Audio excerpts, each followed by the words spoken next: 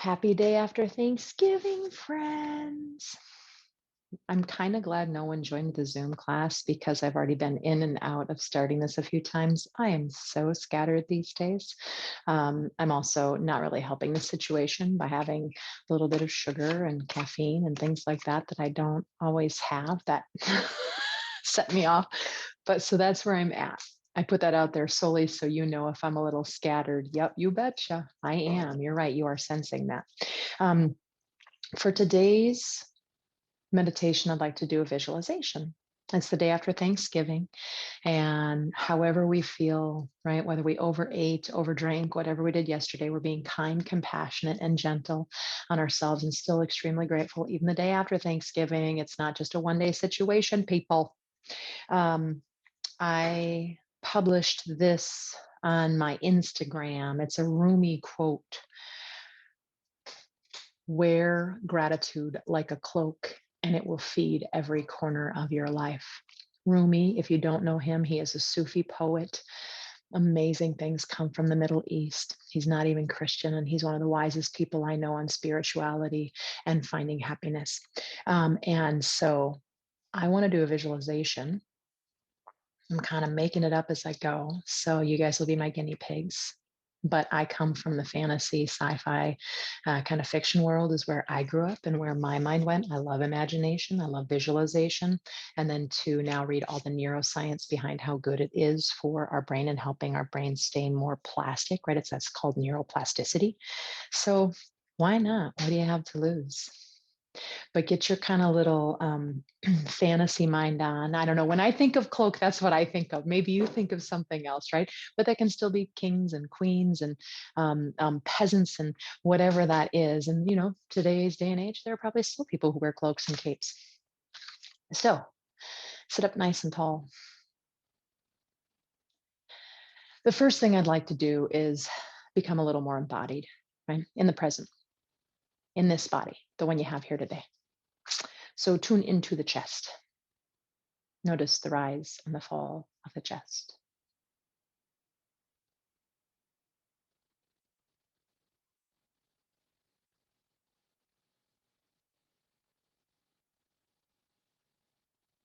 And bring your awareness into the belly. Make sure that belly is so very soft.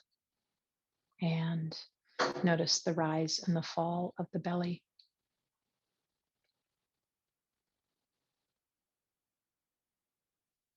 And of course, we are vertical. So the rise and the fall of the chest and the belly, that's moving forward on the inhale, back in on the exhale.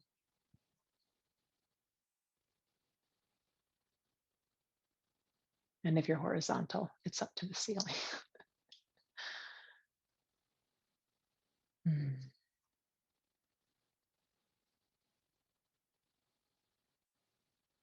Okay.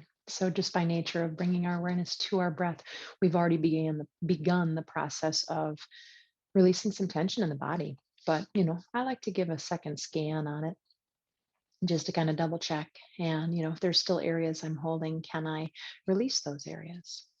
In class this week, I've been talking about how I've been a lot in my shoulders and my jaw.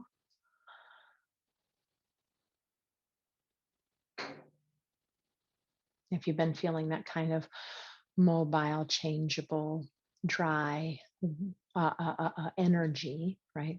Which we call the ether, very strong with the ether element and the air element, aka vata. Often along with that comes tense, right? Because we're on the move, we're go, go, go, go.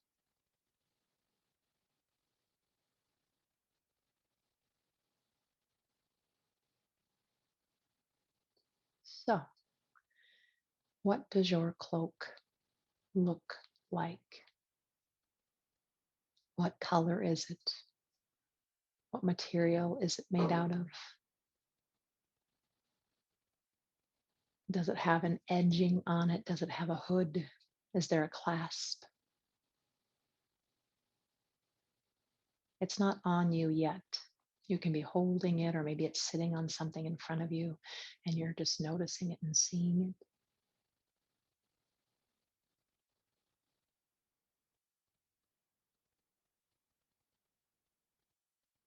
And when you think of gratitude, right? This is our cloak of gratitude.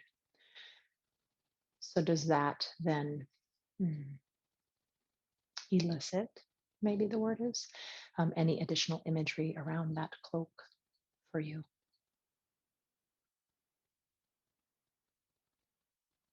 And then let's go ahead and grab that cloak, right? And let's swing it around over behind us and put it around our shoulders. If you have a hood on yours, maybe you put the hood over your head, or maybe it falls down your back. If you have a clasp, maybe you clasp that shut.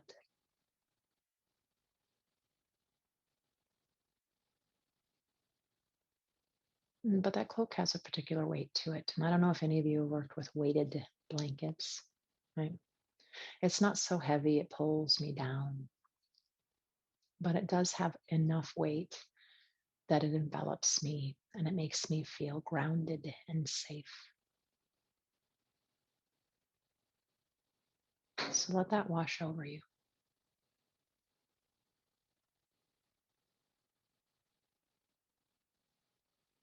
And I would like to imagine that this cloak has this really beautiful, rejuvenating energy, and it passes from the cloak into us. So maybe feel that energy radiating from the cloak into your body and let it fill every nook and cranny. Okay? So maybe it starts with the skin around the torso, the buttocks, wherever that cloak is over the head, and then let it fill you up all the way down to the bones, right? The very center of the marrow. Let it go down to the legs, the feet and the toes. Let it go up through the throat, the neck, into the head.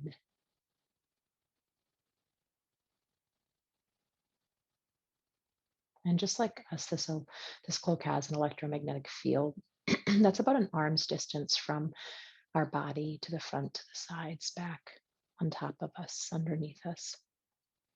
And so this cloak has this, I've been talking lately about, for me, I think of it as a force field.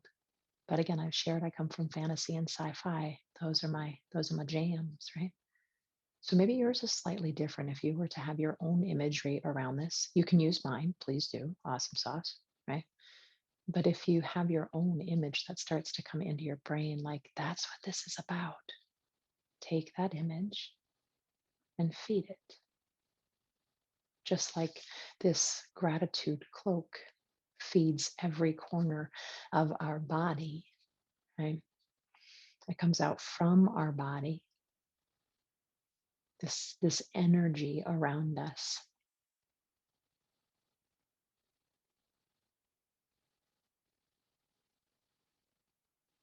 And because it's gratitude, this energy, right, it's really attractive. It draws people into it.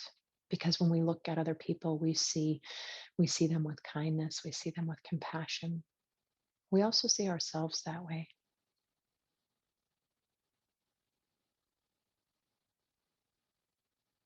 And maybe this cloak can be like a true friend aspect of ourselves, one who sees all of our weaknesses, our struggles, our pain, our sorrow, also our joys and our happiness, right? And loves us just as we are, protects us as we are, keeps us safe,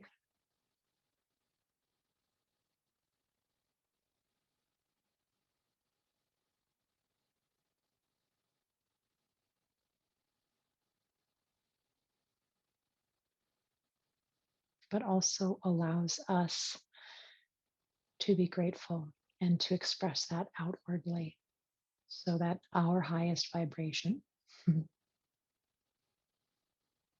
is happening and other people see that and they feed off of that. So it doesn't just feed every corner of our life, but it ripples out. Whether we smile at the grocery store clerk today or hold a door for someone with a handful of groceries or pick up a child in a tender way.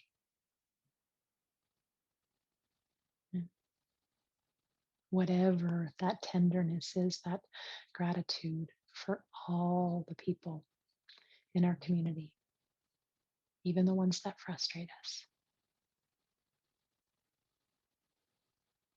How does that ripple out? And you don't have to know the answer to that, but you know it does because you've had the experience where some angel has done something kind for you and it changes everything in your day. So we're going to leave this gratitude cloak on. If you feel like you need to take it off, I'm not going to fight you on that, right? But otherwise, leave that gratitude cloak on today and wear it around and let it feed every corner of your life. And also know that that is rippling out and feeding corners of other people's lives as well. Bring your hands together in front of your heart. Inhale. Exhale, bow your head in. And just taking a moment of gratitude. Except I will challenge you just a little bit, right? Oftentimes, for me, I'll speak for me, when it's like when I started this practice and it's like find something to be grateful for. And it's like, oh, that I have my teacher. Oh, that I sat down and I meditated, right? It was the what I'm going to call the slightly easier things to find gratitude for. And then I started to challenge myself at some point. If you don't feel ready for that, don't do it. But maybe there's something that causes a little bit of struggle or pain or a person who's frustrating or whatever that might be, right? Situation, an attitude, a person, a thing. And I wonder if you can have gratitude towards that. And if you're not ready yet, you're not ready yet, right? I'll give a personal example. Going through a divorce sucked. 6 years out, I'm grateful that I had the relationship. I don't look at it as a failure anymore. Mhm. That I had that time with him and grew my husband, but also that I'm no longer in the relationship. Doesn't have to be that big. That's 6 years ago, friends. Mm. Namaste, friends. So I sometimes talk about advancing the practice because people ask me and they really wanted to be an advanced yogi, an advanced meditator, an advanced whatever. And just a little reminder that I don't believe it's because suddenly you're meditating an hour in the morning and an hour at night and all the things. Great, great, good on you if that's what's happening. But I think it's that kind of stuff, right? Where it was like you were grateful because somebody gave you a bouquet of flowers. Awesome. That's great. That's practicing gratitude.